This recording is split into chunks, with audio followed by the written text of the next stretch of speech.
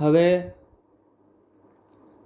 આપણે પેલું ભજન ગાઈ લીધું, પછી આપણે તબલાવાળાને સંકેત આપવો છે કે લગી ચલતી વગાડે, તો એના માટેના કયા સ્વરો આવે? દાખલા તરીકે હું ભજન ગાઉં છું.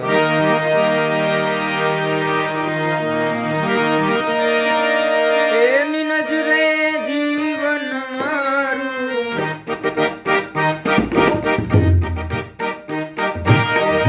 એની નજરે જીવન મારું, જીવું છું ઈ નજરે, જીવું છું ઈ નજરે, મારા જીવનની દોરી એને જ હાથ છે ને હરિહરાની મરજી. હવે મારે જલ્દી ઉપાડવી છે તો શું કહીશ?